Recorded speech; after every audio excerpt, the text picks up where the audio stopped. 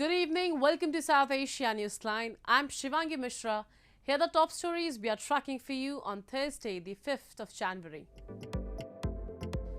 New Delhi wakes up to season's coldest morning as cold wave sweeps North India. Residents upset as gas load shedding affects daily life in Balochistan.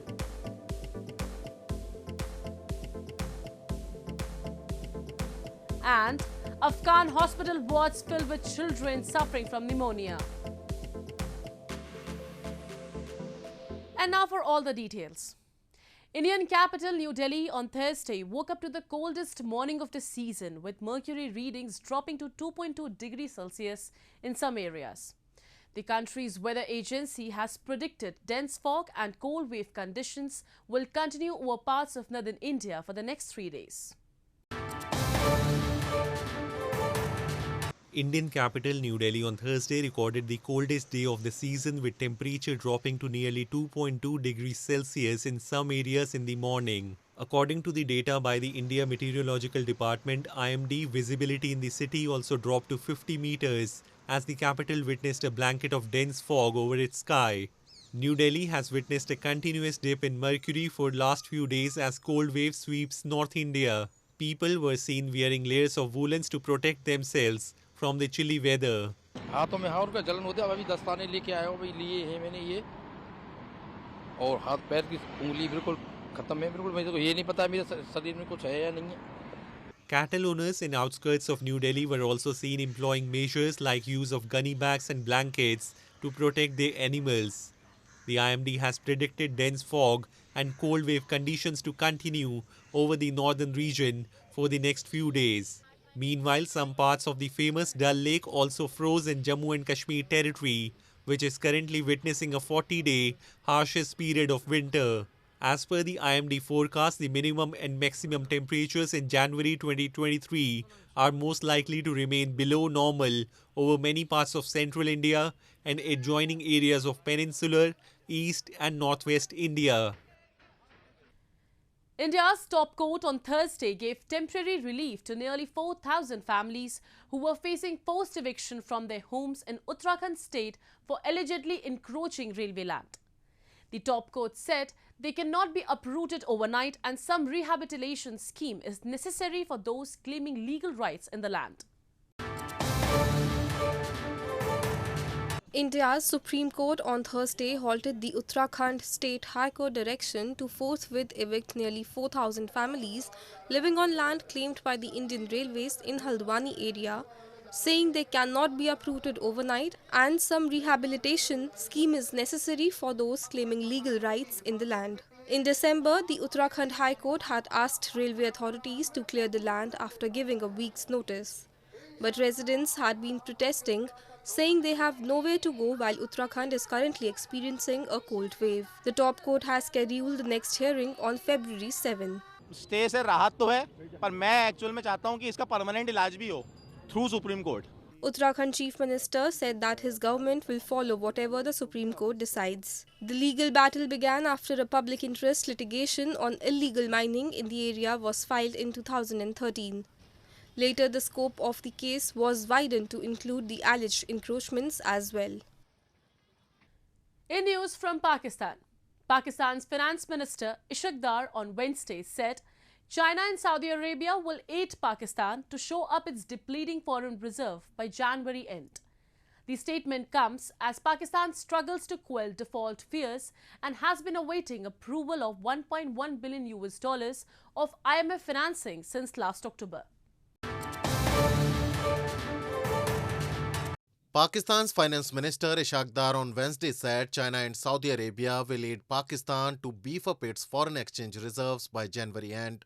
Addressing a presser in response to opposition PTI party's white paper on hyperinflation and unemployment, Dar said by June end, situation will be much better than what one can expect. He also added that International Monetary Fund IMF program, which is awaiting approval of 9th review by the global lender, would be completed at all costs. Lashing out at opposition PTI, Dar termed the white paper misleading and devoid of interest. जो है कि जी claim जो state थी कि PDM came into power and prices of atta, electricity, petroleum, eatables, tomato, ghee, lentil, petroleum, eatables, tomato, ghee, lentils are all have increased 100 से 200%. हाँ, ये इन पे जरूर अप्लाई करती है. If you compare, उस पे आते हैं बाद में 2018 to 2022, then you'll see कि कितनी तबाही हुई, दवाइयों की कीमत कितनी तबाही हुई, दवाइयों की कीमतें 300 से 500% बढ़ी. कोई ऐसी ईटेबल चीज नहीं थी जिसकी दुगनी ना हुई हो. इन पे Pakistan is undergoing serious economic crisis in the aftermath of historic floods in August 2022, soaring energy costs and central bank rate hikes to tame decades-high inflation. The country's central bank has halved its growth projections to 2% for financial year 2023, and Pakistan has struggled to quell default fears with $1.1 billion in International Monetary Fund financing still awaiting approval. Moving on. Residents in Balochistan province of Pakistan are living a life of misery as they witness heavy load shedding and frequent gas shutoffs on a daily basis. Residents complain there is no authority to approach for their issues. They want they will be forced to protest if their demands for basic amenities is not paid heed upon. Residents in Balochistan province of Pakistan are living a life of misery as heavy load shedding and frequent gas shutoffs have resulted in disruption of their daily routine. A local in Quetta said they call themselves without any guardian as their pleas remain unattended. Once elections are over, there is no political party which addresses their issues. With onset of winters and non-availability of gas, they have to travel to far-off areas to procure coal and firewood for domestic use, he said. Residents said while other nearby regions have supply of gas, they have been kept deprived. If a problem of gas load shedding is solved, fine. Otherwise, we will protest and block roads, a local said. इधर सर्दी तो बहुत होता है sir. इधर जो है ना बाग है वो भी खत्म हो गया. इधर लकड़ी भी नहीं मिलता है. इसी वजह से दूर से ले जा रहा था. तो गुजारा कैसे होता है फिर इनसे? गुजारा सर बस क्या करे. गुजारा तो नहीं हो रहा है. फिर भी बस क्या करे. थोड़ा सा खर्चा कर रहा. दूर से लकड़ियाँ लेते हो. पास में गैस है सर. हम लोग के इलाके में गैस नहीं है. पता नहीं हम लोग ऐसे है कि कोई दूर जगह में रहते हो. इधर गैस का कोई इलादा भी नहीं है. Balochistan is a resource-rich region but remains neglected in terms of development. A movement of freedom has been ongoing for several decades in the region. Many Balochs believe that the region had been independent before 1947 and was forcibly occupied by Pakistan. In news from Afghanistan, doctors and aid workers have said hundreds of young children are being admitted to hospitals in Afghanistan with pneumonia and other respiratory diseases caused by the cold and malnutrition. The crisis is likely to get worse as a ban on female NGO workers by Taliban has led to over 180 international organizations suspending operations. A report.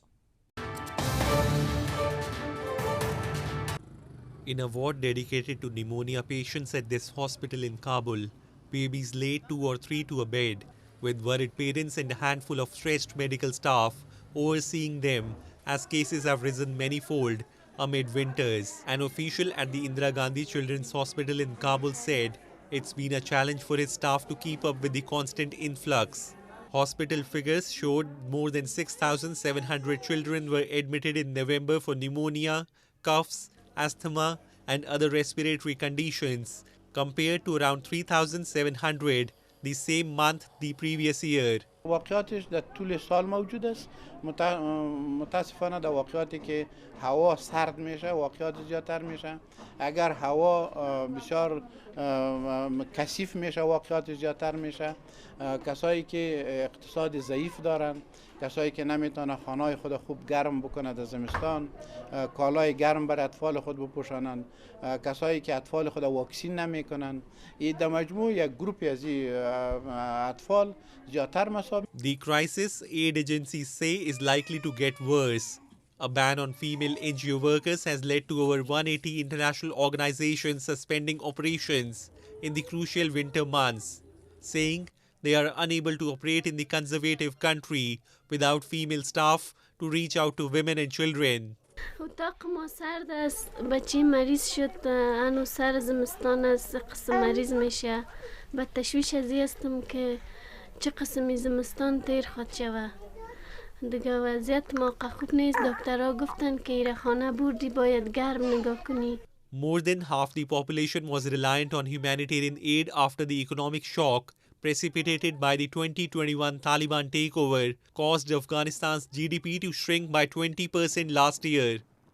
A cut in development spending, Western sanctions, and freezing of central bank assets have severely hampered the banking system. Sri Lanka's central bank in a report has said that the island nation encountered the most challenging year in 2022 in the post-independence economy. The report states that the government and the central bank were compelled to implement painful but unavoidable policy measures last year aimed at restoring macroeconomic balance. The Central Bank of Sri Lanka, in its latest report on monetary and financial sector policies for 2023 and beyond, has said that the island nation encountered the most challenging year in 2022 in the post-independence economy. In the report, it is mentioned that headwinds due to consecutive economic shocks in recent years, including the Easter Sunday attacks in 2019, the outbreak of COVID-19 in 2020, and its protracted impact on activity in the aftermath in 2021, the socio-economic and political crisis in 2022, amidst catastrophic balance of payments pressures, have severely affected economic activity, inflicting unimaginable hardships to individuals and businesses. It also said that the government and the central bank were compelled to implement painful but unavoidable policy measures during 2022 aimed at restoring macroeconomic balance. The island nation of 22 million people, battered by pandemic-related tourism and remittance earning losses, populist tax cuts and rising oil prices, saw its foreign exchange reserves dwindle to record lows in 2022, leaving it short of funds to pay for fuel, food, cooking gas and medicine. President Ranil Wickremesinghe earlier this week said 2023 will be a critical year for the island nation, in which his government plans to turn around the beleaguered economy. As he suggested, the worst may be over. Scores of people flocked a fish fair in India's northeastern Manipur state this week, which was organized for the first time as part of the Emoinu Iratpa festival, during which devotees offer fish to the local deity. Their fair helped in boosting the sales of the fish farmers. Have a look. Hundreds of people flocked a fish fair in Imphal city of India's northeastern Manipur state, organized during a cultural festival this week to give a platform to fish farmers to boost their businesses.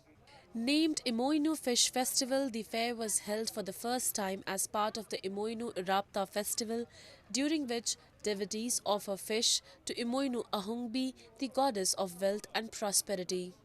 Around 90 stalls were installed and 50,000 kilograms of fish was up for sale.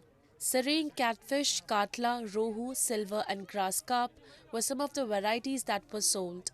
A senior fisheries department official said it is considered offering fish, fruits and vegetables brings prosperity and progress.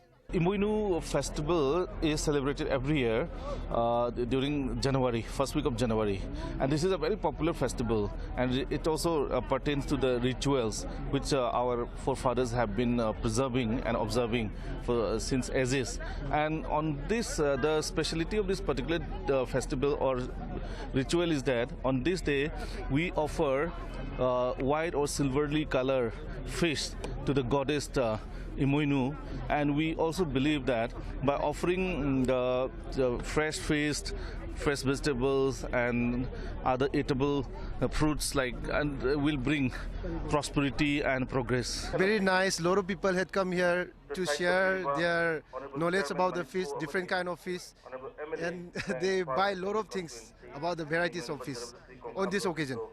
During Emoinu Iratpa, streets are beautifully decorated with lights all around to welcome the goddess.